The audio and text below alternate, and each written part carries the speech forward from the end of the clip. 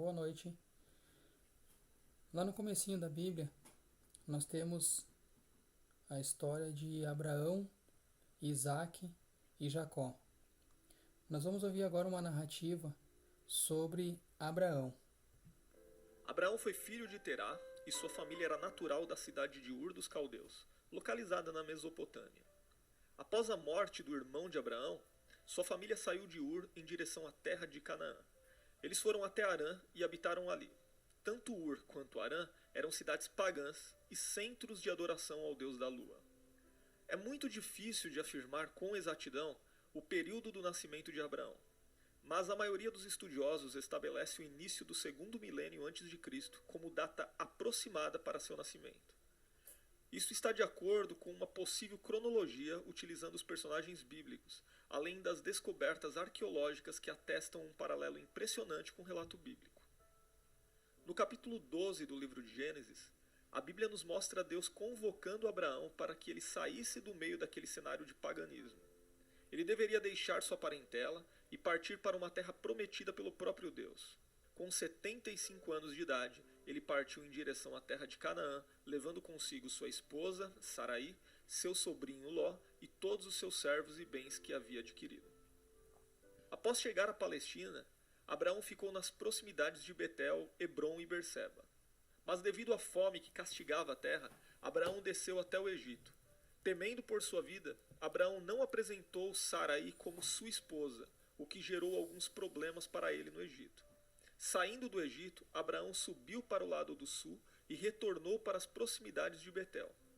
Tanto Abraão quanto Ló eram muito ricos. Por isso houve até mesmo contenda entre seus servos, porque a terra ali não comportava os dois habitando juntos. Ló e Abraão então se separaram e Ló preferiu residir nas planícies verdes do Jordão, onde as cidades de Sodoma e Gomorra estavam situadas. Já Abraão viajou para uma planície nas montanhas, ao sul, na região de Hebrom. Inicialmente, Abraão se chamava Abrão, que significa pai exaltado ou grande pai.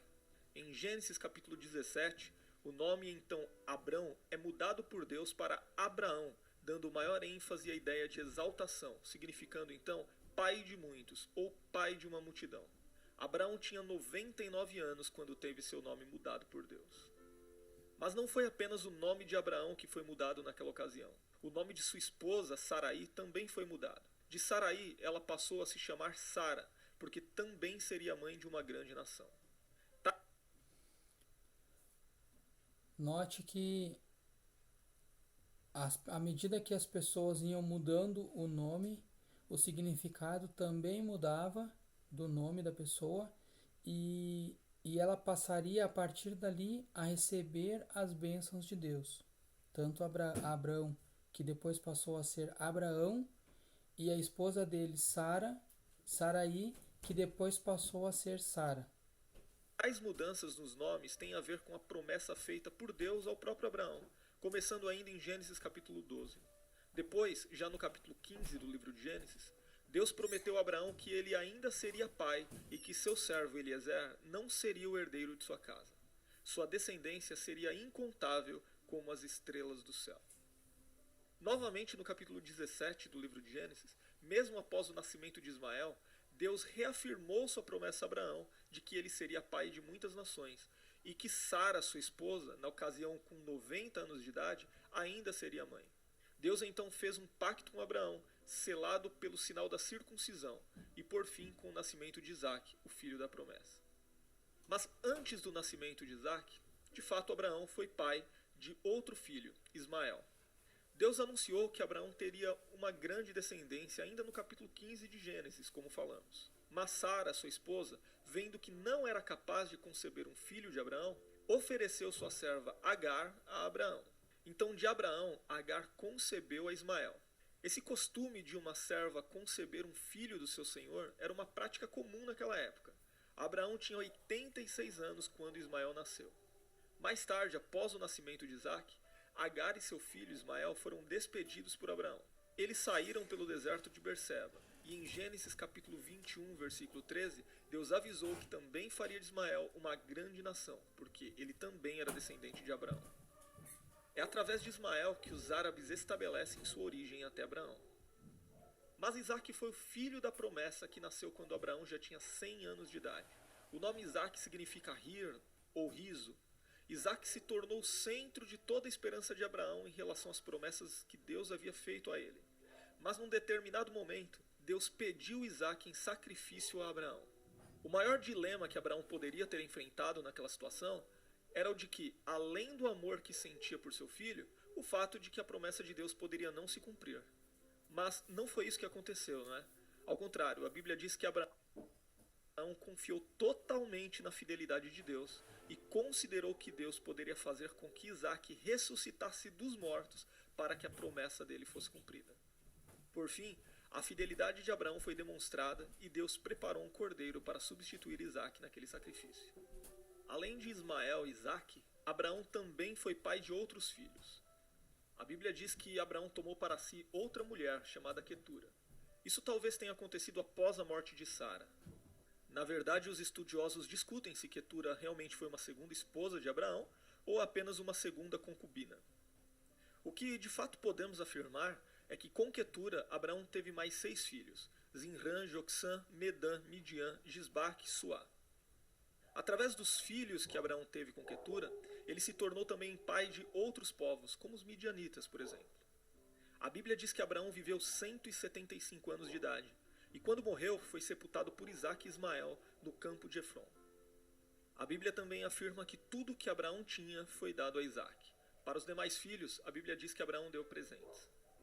Sendo um dos personagens mais importantes da Bíblia, Abraão também é citado com grande ênfase no Novo Testamento. Inclusive, existem pelo menos 74 referências a Abraão nos livros do Novo Testamento, ficando apenas atrás de Moisés, que possui cerca de 79. No Novo Testamento, Deus é chamado de o Deus de Abraão. Está lá em Mateus capítulo 22, versículo 32, e em Atos capítulo 7, versículo 32. Na genealogia de Jesus, no Evangelho de Mateus, capítulo 1, versículo 1, Abraão aparece como antecessor do Messias. E ainda segundo o Novo Testamento, Abraão, além de ser pai dos israelitas segundo a carne, também é o pai espiritual de todos aqueles que compartilham a fé em Cristo. A fé de Abraão é o modelo de fé que devemos ter. Por tamanha fé, ele está presente na galeria dos heróis da fé na Epístola aos Hebreus. Embora não haja nenhum relato histórico extra-bíblico específico sobre a historicidade de Abraão, tudo o que a arqueologia já descobriu sobre a civilização da época de Abraão, conforme descrita na Bíblia, faz com que muitos estudiosos classifiquem os relatos bíblicos como uma descrição perfeita do período que é apresentado.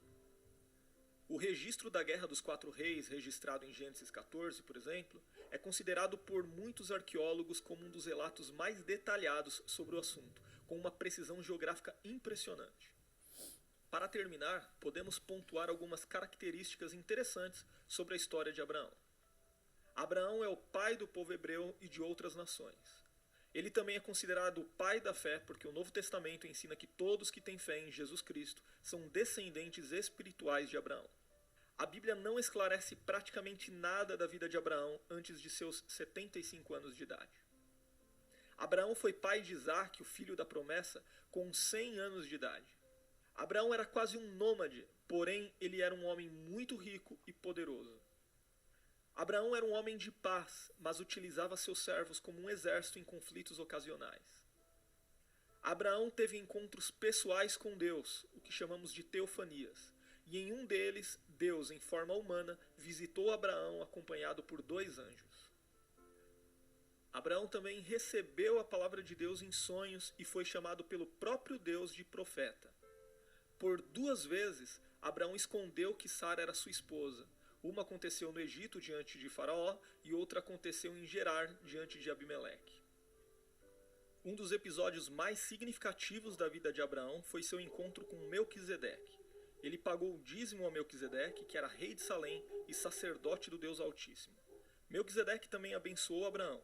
O escritor do livro de Hebreus explora esse episódio para fundamentar a legitimidade e superioridade do sacerdócio de Cristo sobre o sacerdócio levítico, colocando assim Melquisedeque como alguém que prefigurou a pessoa de Cristo. Na Bíblia, Abraão é chamado de amigo de Deus. Depois de Moisés, ele é o personagem do Antigo Testamento mais citado no Novo Testamento. Então, sem dúvida, Abraão é um grande exemplo para nós. Ele foi fiel a Deus, permanecendo firme e confiante em suas promessas. Ele não hesitou em deixar sua terra e seguir obediente às ordens do Senhor. Ele passou por dificuldades e provações, mas nunca deixou desfalecer a esperança no Deus que o chamou. Por tudo isto, a história de Abraão é uma das mais importantes descritas na Bíblia. Saber quem foi Abraão é fundamental para entender a origem do povo hebreu e também compreender o caráter progressivo da revelação de Deus na Escritura, que no final coloca os membros da Igreja de Cristo, que reúne judeus e gentios, povos de todas as línguas, tribos e nações, como os descendentes legítimos de Abraão pela fé.